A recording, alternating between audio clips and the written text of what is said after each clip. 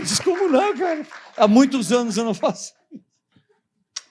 Olha, eu tive o prazer de convidar... Pode sentar ali, Bianca, por favor. Vai ser aquele microfone. Eu tive o prazer de convidar a Bianca para falar na quinta-feira, junto com a gente. Ia estar a Valéria Rocha, ia estar a Bianca, João Lourenço, eu. Aí, tá tudo certo, vamos fazer. Daqui a pouco a Bianca liga para mim e fala assim, vem, amigo, é quinta-feira à noite, mas quinta-feira eu estou lá na Quinta da Visão. Aí fui eu e o Fernando para a Quinta da Visão, que é onde ela participa, ministra culto e faz o coaching dela e conversa. E eu confesso, Bianca, eu preciso falar aqui, olhando para você, para todo mundo, sou bem cético. E eu entrei, há muito tempo que eu não entro num ambiente religioso como esse. E sentei lá no fundo, né? Cara de quem faz teatro, senta na última fila. Que se não gostar do espetáculo, sai a francesa. Não consegui sair do lugar. Eu fiquei apaixonado, porque é uma forma de falar, é um jeito de contar. E eu falei assim, bom, eu já tinha convidado antes, né? Convidei, fez a live, e é um prazer, é uma honra receber você aqui. E vai ter uma hora que eu vou me afastar e vai ter uma hora que eu vou voltar para cá. É o final. Tá? Eu tenho um compromisso com o teatro, infelizmente, vai ser o final. Tá bom? Tá bom. E você, o palco é seu, por favor. Muito obrigado. Obrigada, Irã. Estão me ouvindo bem? Tá bom, Bianca? Aí eu faço aquela cena aqui. No final você tem, legal. Bianca, você Sim. tem livro também depois, né? Para sortear. Tenho. Eu quero vou pedir para os meninos também. Tá? E pode fazer em pé, pode andar, pode fazer... Posso, né? Tá bom. Boa tarde. Admitimos que éramos impotentes perante nossa adicção e que nossas vidas tinham se tornado incontroláveis. A primeira vez que eu ouvi essa frase, essa expressão, eu sequer consegui prestar atenção. Eu não consegui focar meu pensamento, e sabe por quê? Porque o meu cérebro estava intoxicado. Intoxicado de crack, no fundo do poço, com a mente totalmente blindada, anestesiada, e ainda muito mais anestesiada para qualquer coisa que pudesse, mesmo que por um momento, dar a entender que iria me privar daquela que era agora a minha razão de viver, a droga. E eu não quero aqui ficar falando nome de droga, eu nem tenho esse perfil, é apenas para você imaginar o fundo do poço. Imaginou o fundo do poço? Eu acredito, no meu modo de enxergar, eu consegui chegar além desse fundo de poço. E foi o meu fundo de poço físico, emocional, espiritual, social. Eu vou pedir aqui, por favor, aquele passador de slide. Eu peço que você, se possível, acompanhe também, porque eu vou colocar algumas imagens que ajudam a reforçar uma mensagem, até para que você também me conheça melhor e saiba que não está, de repente, falando com uma pessoa, pelo menos tenha a percepção assim, de que eu me preparei para isso, porque isso acabou virando hoje algo parecido com o que as meninas estavam falando sobre encontrar a alegria de servir, a alegria de viver um propósito. Hoje, eu amo estudar tudo isso e eu amo conhecer um pouco mais sobre o que me fez chegar até aquele ponto e também o que me fez me resgatar. Então, eu fiz faculdade de comunicação social, eu fiz uma série de formações, cursos nacionais e internacionais, toda a grade da programação também de coaching integral sistêmico de Paulo Vieira, e também fiz especialização em pós-graduação em neurociência e comportamento na PUC. E eu quero ainda fazer muito mais formações, porque é um tema que vai se atualizando, e a gente precisa mesmo ter esse olhar. Sabe, essa questão de se perceber, de repente, atropelada por causa de algo que podia talvez ter começado por um bom motivo. E ninguém começa o uso com a intenção de ficar viciado. Ninguém. É por diversão, é porque os outros usam, e eu vou comentar um pouquinho mais sobre os possíveis fatores que nos levam a isso, mas o fato é que o tempo passa rápido. Eu estava, inclusive, essa semana, aconteceu algo muito marcante para mim, porque são 20 anos. 20 anos desde a última internação. Quando, na última internação, sendo assim, primeira internação por causa do crack, foram 6 meses. A segunda foram 4 meses. A terceira foram cerca de pouco mais de 40 dias. E a quarta, uns 30 dias. Quando eu saí daquela última internação, eu não tinha perspectiva de vida. Eu não tinha sonhos. Eu só tinha uma vontade, que era a de parar de ser internada. Tem que falar a verdade, era parar de ficar sendo internada. E, pelo menos, parar de fazer minha mãe sofrer, que é essa mulher que está aqui, que foi quem lutou pela minha vida, e eu honro mães, tudo que diz respeito à família mexe muito comigo. Hoje eu sou mãe. E eu sei, ou posso imaginar, só posso imaginar, na verdade, o que uma mãe passa nessas horas. E assim, eu saio dessa última internação, apenas numa luta contra o tempo e poucas esperanças de que aquela vontade passasse. Porque a fissura é muito grande. É enlouquecedora. E aí, sair disso para um lugar onde você não toma uma atitude naquela hora do sequestro, naquela hora da fissura, naquela hora em que tudo começa até a girar e, tipo, eu só via a droga. Sonhava com a droga. Eu sentia gosto da droga. Acordava sentindo. E foi isso que, por muitas vezes, me levou ao uso. Além disso, eu também... Olha que bonitinha, gente. Olha que fofinha. Essa sou eu, pequenininha, bebezinha. E uma coisa que talvez você note são essas bochechas rechonchudas. Só para você conhecer um pouco melhor da minha história, eu tive uma infância gordinha, cheinha, mais cheinha que as outras meninas, não me encaixava naqueles padrões. Então, na escolinha, eu era a gorda, aquela coisa. Você sabe bem como é que é, ainda mais anos 80. Ninguém falava de bullying, mas o que eu passava era bullying. E a baixa autoestima foi, sim, um fator influenciador. Estudos comprovam que o dependente químico ele tem uma baixa autoestima.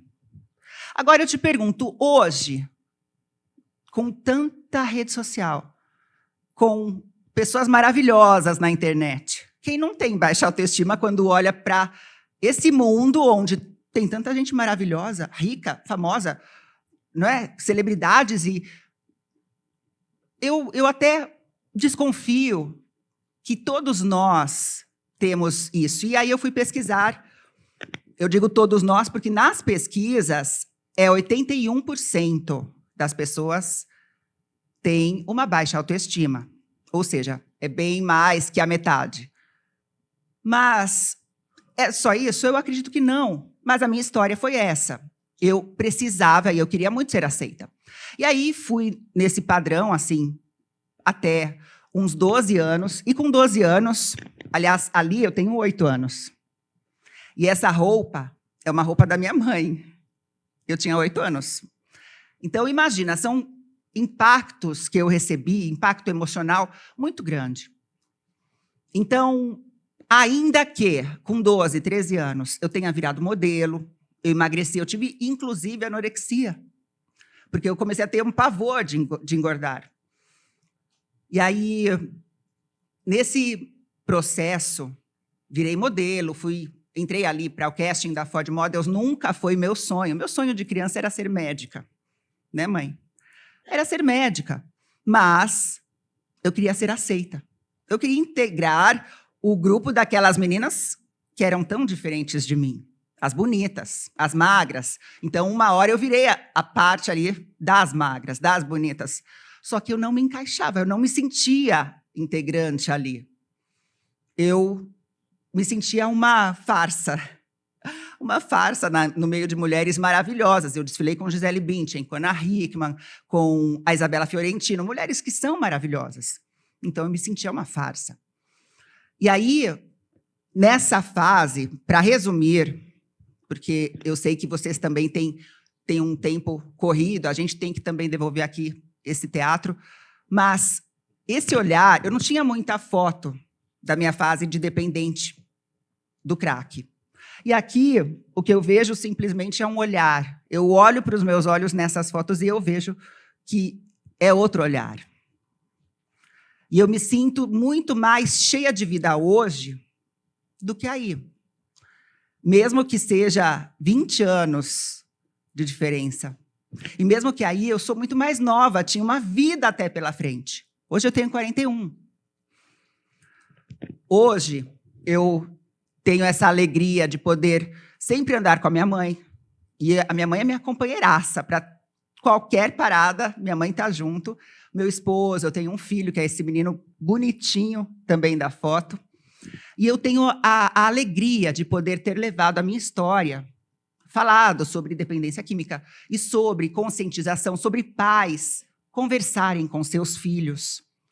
Não de uma forma impositiva, mas aspectos neurocientíficos e comprovados cientificamente, histórias de vida de pessoas que se destruíram por curiosidade, se destruíram por um impulso, e eu tive muitas vontades de dar vazão a esse impulso.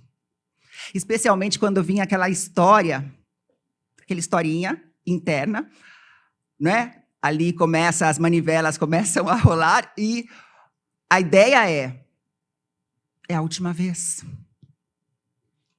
A última vez, só mais uma. Está sendo muito dolorido ficar sem. Então, só mais uma. E vai ser mesmo a última. Eu paro, aí eu controlo. Só que nas últimas 3 vezes isso tinha acontecido.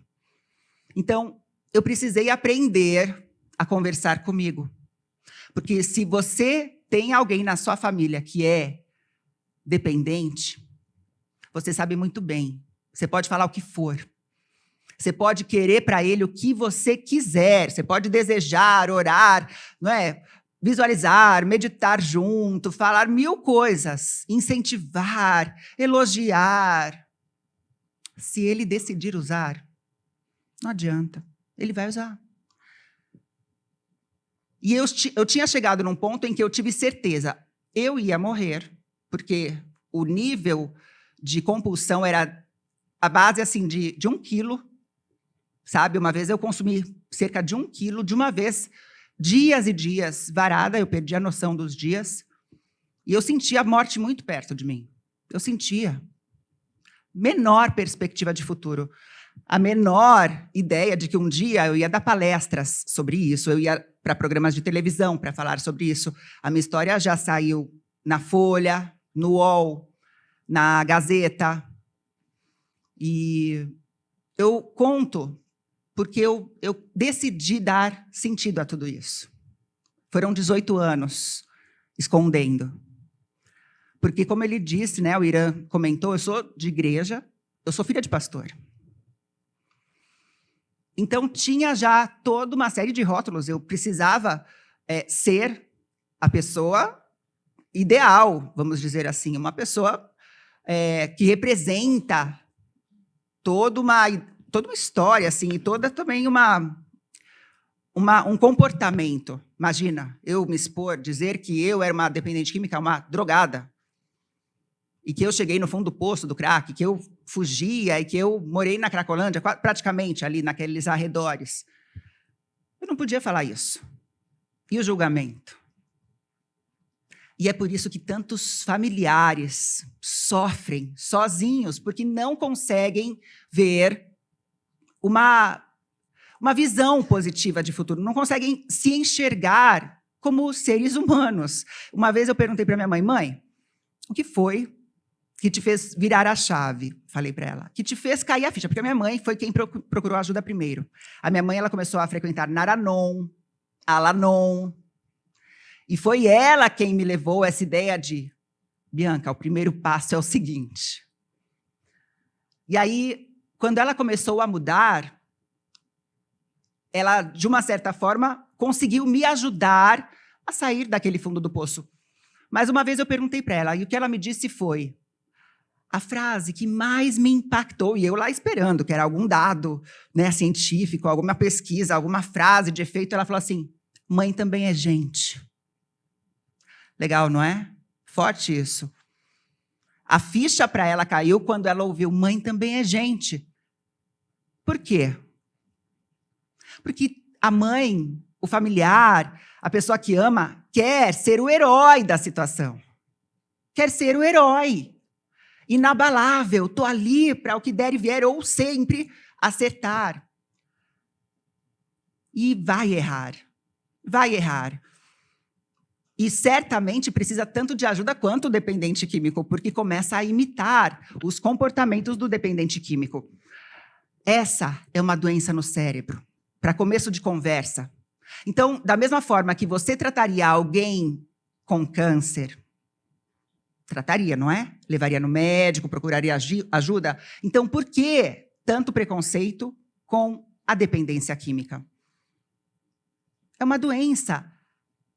Fica evidente, até mesmo quando você pega exames e você vê o que aconteceu com aquele cérebro do adicto.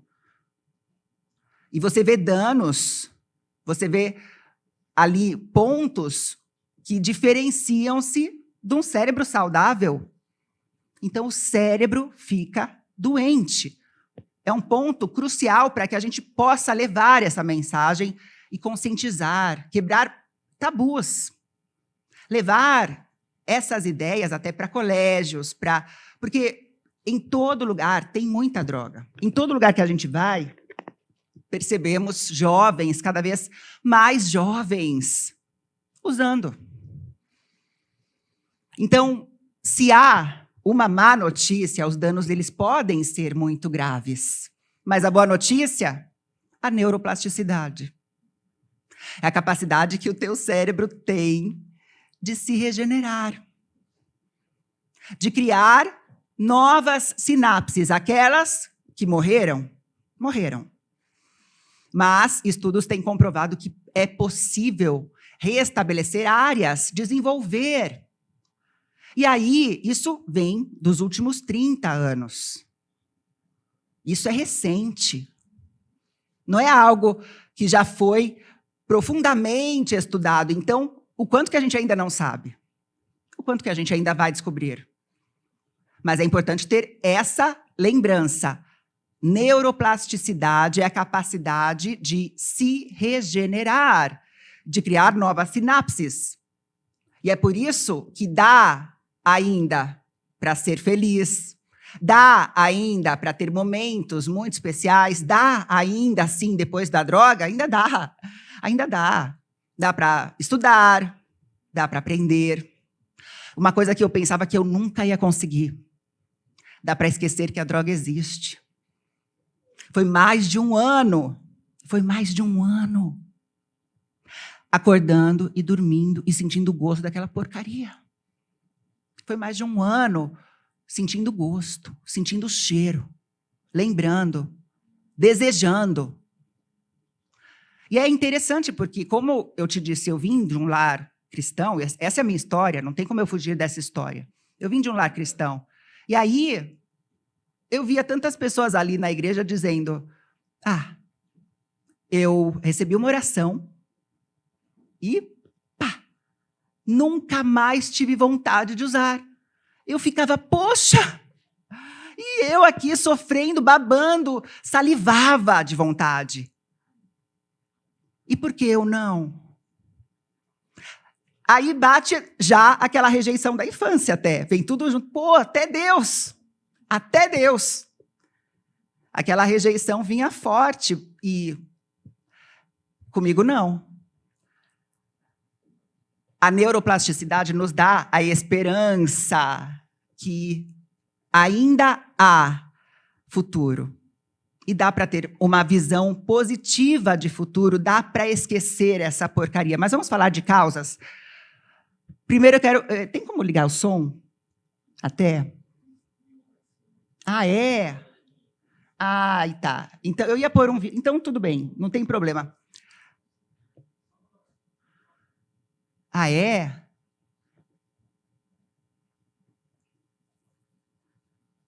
Bom, esse vídeo é só uma ilustração do que é mais ou menos o lance da negação. Não importa o que você... se você não conseguir ouvir. O que ela está dizendo assim, ela começa a reclamar e não sabe, é como se alguma coisa tivesse bem assim na cara dela. E o cara que olha, ele tem tem um prego, ele fala, tem um prego na sua testa. Vocês já viram esse vídeo? É o que faz a negação. A negação é isso, tem um prego na tua testa e você não consegue falar que é verdade. Não, eu paro quando eu quiser. Não, eu não perdi o controle. Não, nóia, eu odiava essa palavra. Eu odiava essa palavra. E é uma palavra muito pesada, né? Nóia. Mas era o que eu era nóia. Eu fui nóia. E eu odiava esses rótulos. Porque traz toda uma bagagem de peso. É um vídeo bem interessante.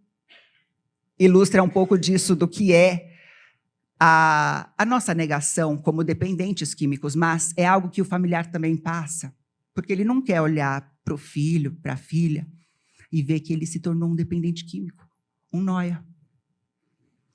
Ver que aquilo que ele via ali na Cracolândia, agora está dentro de casa.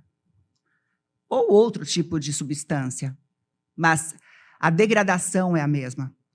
Pertencimento. Eu também quis pertencer àquele mundinho da moda. Minha mãe, no começo da carreira assim, de modelo, a minha mãe ela ia bastante comigo nos testes e tudo mais. E aí, com o passar do tempo, eu comecei a dizer, mãe, não vai não, fica aqui. Por quê? Porque eu queria me entrosar com o pessoal, certo? Eu queria fazer amizades eu estava também naquela fase de descoberta da minha personalidade, 12, 13 anos. Uma criança, gente. E sério, com 11 anos, eu quis ganhar aquela boneca que você põe na água e a fraldinha dela mostrava Magic Baby. Ela mostrava se era menina ou menino. Então, eu ainda era uma criança, mas com 12, 13 anos, eu comecei já a querer, claro, ter a minha personalidade. E então, eu quis o pertencimento. Disso, para ir nesse mundo, de uma forma bem resumida, eu vou te dizer, aconteceu. Mas eu vou te dizer também que não é só isso. Tem a busca do prazer. Os dependentes químicos, muitas vezes, nós nos escondemos, sim, atrás do vitimismo, o coitadismo. Ai, porque foi... Meu pai me falou isso quando eu era criança. Eu passei aquilo na minha infância, quando eu era criança. Mas, dificilmente falamos, era a busca do prazer. E era. E o impulso da adolescência. Aqui você vê, e isso é um estudo muito legal que eu puxei para poder mostrar para vocês. Começa com aquele alívio do estresse. Ali, chutar o balde. Chutar o balde. Usar. É chutar o balde, é extravasar, estou estressado, estou cansado. Só que ali está a busca por prazer. O tempo passa, o uso vira abuso. Anos e anos usando a substância ou bebendo, vai para a adicção. E quando se torna a adicção, para de ser prazer. Para. É simplesmente para parar de ser miserável. Emocionalmente, é uma miséria emocional. E cada vez que o dependente químico ele se vê sem aquela substância, ele fica desesperado. Ele começa a planejar sua vida, os passos. Eu tenho que ir em tal lugar. E uma viagem, por exemplo. Se eu for, eu não posso viajar se eu for ficar sem a droga. Começa a dar toda a sua vida apenas com o caminho que seja traçado pela substância química. E aqui, o reforço ele passa a ser sempre negativo, e eu já estava nesse ponto. Essa substância, inclusive, ela deixa a pessoa nesse ponto aqui muito rápido. Muito rápido. E foram quase 3 anos de crack. Puxa, que pouco, né? Você vai dizer. 3 anos de crack não é pouco. É bem destruidor.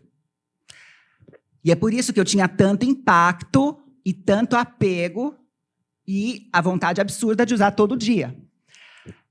Esse outro gráfico também eu aprendi numa palestra do TED Talk sobre a dependência química. E me marcou muito, por quê? Porque para você que tem, às vezes, talvez na sua clínica, ou talvez você tenha a possibilidade de trabalhar com prevenção, isso mostra o impulso que temos com base na progressão de nossa idade. Então, quanto mais você vai envelhecendo, olha só, aquele impulso, ele estabelece uma linha normal.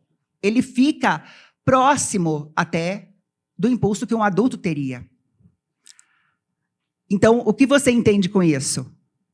Se você é mãe ou pai de um adolescente, busca ajudá-lo a entender isso, principalmente nesses anos de descoberta, de impulso, porque muitos usam por curiosidade. Pura curiosidade.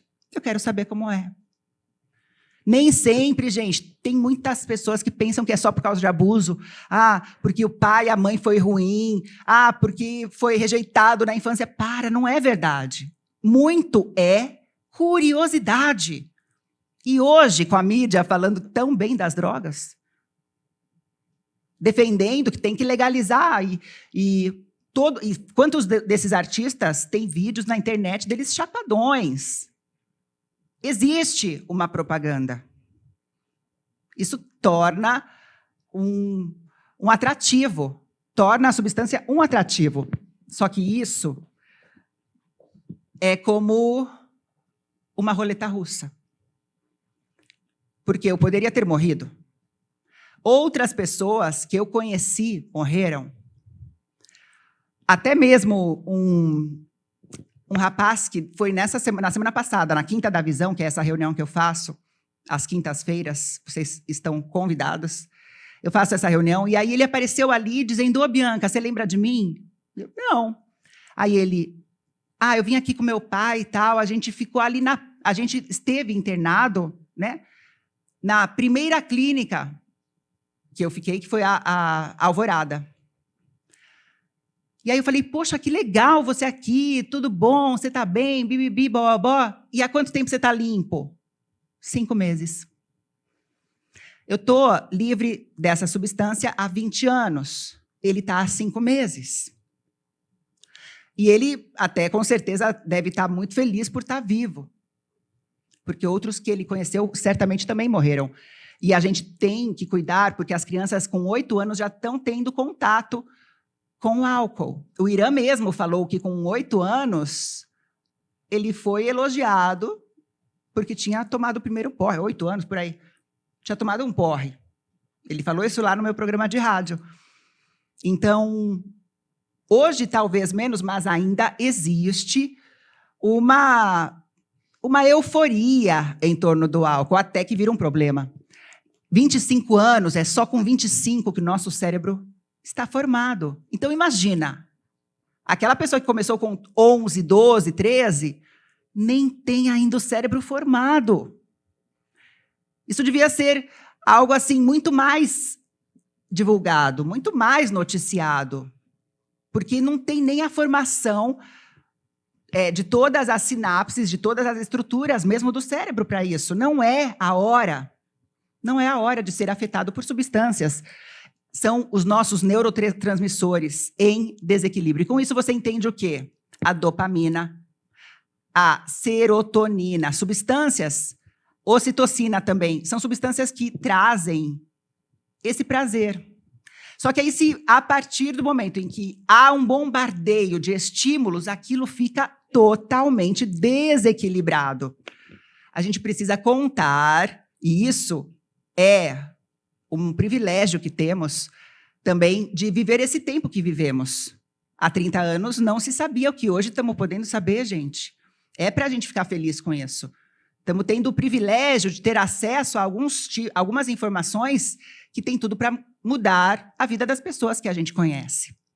Então, quando você vê ali a neurogênese, quer dizer que você pode criar estímulos intencionais. Dentre eles, você pode, através das tuas ondas cerebrais, que você alcança em estados de meditação, visualização, oração.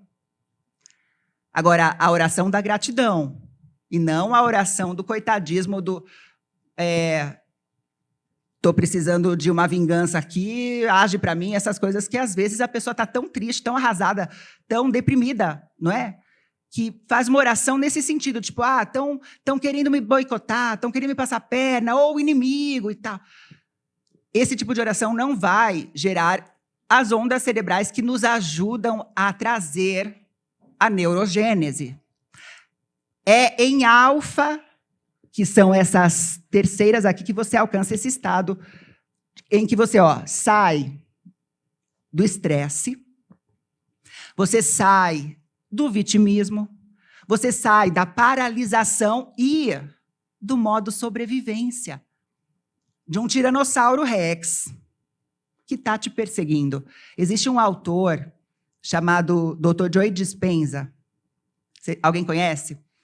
Eu recomendo muito, porque o trabalho dele é muito legal. Não é só voltado para a dependência química, mas ele fala sobre o nosso modo criação.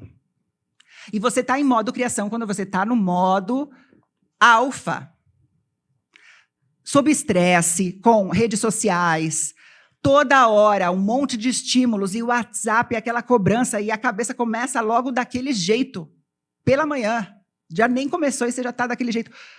Você está em beta. Você mal despertou, saindo ali de delta, foi para teta, daí foi para alfa, passou rapidamente por alfa e já está em beta, que é as ondas do estresse. Que é o modo sobrevivência, como se um tiranossauro rex estivesse te procurando, te perseguindo. E se você tem um tiranossauro rex atrás de você, você não vai parar e pensar nos teus caminhos, refletir o que é a melhor coisa a se fazer, não é? Você vai se esconder. É um rex. É um rex, você tem que se esconder, você tem que ter a noção de onde é o melhor lugar. E dessa forma, ninguém sai daquele modo sobrevivência e entra no modo criação. É por isso, talvez, que eu demorei tanto para começar a querer pensar em estudar, em ter uma nova vida, sabe? Em pensar em namorar, em ter uma família. Porque eu não saía do modo sobrevivência, sempre também o quê? Me culpando. Me culpando, porque eu estava numa agência legal, porque eu podia ter tido uma carreira internacional, porque eu estive com grandes modelos e bababá, e eu me culpava demais. Eu me sentia péssima sobre mim mesma. E eu demorei 18 anos nisso, nessa culpa, nessa vergonha, nesse medo. O que me fez desejar mudar foi a maternidade. Porque eu falei, o que eu vou falar para meu filho sobre drogas? Eu não posso falar que eu nunca usei. Seria ridículo eu falar isso. Mas eu também não posso falar de um jeito que ele não perceba que eu perdi muito nisso. Eu perdi muito. Então, eu comecei a pensar, como eu tenho esse trabalho, né, com mulheres, em igreja e tudo, eu tenho um livro. E aí eu pensei, e quando o meu filho me perguntar o porquê que eu não contei? Por que eu não ajudo as pessoas que estão passando por isso? Por que eu escondi a minha história? Eu tive essa imaginação, você acredita? Eu tive esse insight de, e se ele me falar, por que você não conta para ninguém? Por que você não ajuda as pessoas com isso, se você conseguiu? E aí eu fui perceber que eu podia dar um sentido a isso. Mas aí eu precisava estudar, aí eu precisava acreditar naquela visão, naquela intuição que eu tinha em insights, em visualização. Eu comecei a buscar vários aplicativos de meditação. Meditação guiada, visualização guiada, sabe? Então, naquelas horas em que, não sei se vocês já fizeram esse tipo de visualização do eu do futuro. Já fizeram? Nesse tipo de visualização, eu sempre me via ajudando pessoas. Eu sempre me via contando a minha história. Eu me via sendo um instrumento para as pessoas terem uma perspectiva positiva de vida. Biofeedback é o teu corpo que reage aos estímulos que você tem. E, por exemplo, estresse. Isso é um sinal que você precisa se reequilibrar. Meditar, respiração, atenção plena. Quando você sabe que, por exemplo, sorrir, sorriso mesmo, sorriso que aperta aqui seus olhinhos, que olha para a pessoa do seu lado, dá aquele sorriso, que aperta os olhos assim, sabe? Que faz ruguinha aqui. Faz, gente, cadê? Libera esses hormônios. Isso libera hormônios positivos. Só que é esse sorriso, assim, não vai liberar nada.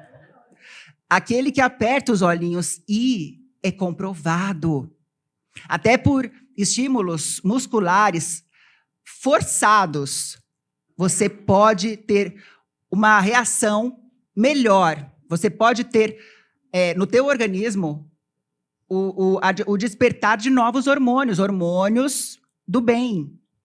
É preciso buscar essas informações. Outra fonte de hormônios positivos, o abraço. Um abraço longo, de 40 segundos. Abraço em que você se conecta e a tua respiração começa a entrar no ritmo da pessoa com quem você está abraçado. Isso desperta hormônios. E as pessoas não se abraçam mais. Ainda mais com Covid, né? Ficamos com medo de abraçar. E olha a saúde mental para onde está indo. Estamos cada vez mais distantes uns dos outros. E olha para onde está indo a nossa saúde mental. E cada vez mais escondidos atrás da rede social. Então, uma dica para você despertar esses neurotransmissores. 1, meditar, orar. E isso também é comprovado que você vai trabalhar as tuas novas sinapses e a neuroplasticidade. Então, meditar, orar, visualizar. Se tem gente de clínicas, por exemplo, dono de clínica aqui, você precisa ter, de repente, mandar ali um dos monitores, instrutores, fazer um treinamento de meditações, de visualizações. Por quê? Porque você começa a ajudar essas pessoas a despertar para uma visão positiva de futuro. A primeira vez ela está com a mente fechada, a segunda vez continua, a terceira, na 10ª vez que a pessoa ouvir a meditação, a visualização, ela pode abrir o coração um pouquinho. Então, é importante que você saiba disso. O coração, ele tem um campo eletromagnético que você pode contar também, e isso, se você quiser, pode pesquisar, campo eletromagnético do coração, neurônios do seu coração. Em média, são mais de 40 mil neurônios que você pode acionar pelo seu coração. Isso é algo que você, quando leva para o teu espaço, você está levando diferencial. Tomar sol também desperta esses neurohormônios. Básico, né? Alimentar-se bem, dormir bem e exercitar-se. É o básico, mas muitos deixam de fazer. E é a primeira coisa que vai caindo quando vem aquela pressão, quando vem a ansiedade. Divertir-se, ou seja, conexão. E essa conexão, ela é importante, por exemplo, como você percebe nos grupos de passos, de 12 passos. Por que as pessoas também elas começam a se sentir melhor? Porque vê que não é só ela que sente aquilo. Vê que tem outros sentindo a mesma coisa. E metacognição foi o que mudou a minha vida, para falar a verdade. Porque eu comecei, aquelas horas de fissura, a conversar comigo. E eu conversava comigo com essas frases. Uma é muito para eu começar. E um caminhão dessa coisa não vai ser suficiente para eu parar. Gosta muito. E a sua live tem tudo a ver com isso, exatamente, porque eu não ia parar. Então, para que eu ia começar? Se eu sabia que o meu fim era, de novo, se eu tivesse sorte, numa clínica. Então, eu fiz tantas vezes como um lema de vida. Eu ficava falando isso para mim. E outra frase, vontade dá, vontade passa. Só isso? Não. É um conjunto de coisas, mas nesse primeiro momento foi isso. Foi isso que me segurou para eu não ir para a boca. Você percebe a importância desse diálogo interno? Fortalecer a metacognição, e todos nós temos a capacidade de desenvolvermos metacognição. Não é só para dependência química, é para qualquer coisa na sua vida que você quer mudar. E que você precisa vencer uma vontade. Vontade dá, vontade passa. E é parte de uma sementinha lançada. Você lança uma semente que pode dar frutos na vida de uma pessoa, e isso não tem preço. A conexão mente-coração é uma das coisas mais preciosas que a gente pode experimentar. E por muito tempo as pessoas acharam até que tínhamos que ser exclusivamente racionais. Só que quando você é só racional, você se desconecta da tua essência. E aí entra a tua espiritualidade. Você pode chamar de Deus, você pode chamar de Jesus, você pode pensar no universo, como muitos usam esse termo para falar da fonte, do Criador. E até mesmo em grupos onde existem muitos ateus, o amor ele pode ser uma força maior. Mas, de qualquer forma, depois do primeiro vem o segundo passo. Viemos a acreditar que um poder maior poderia nos devolver a sanidade. E esse poder maior é fé.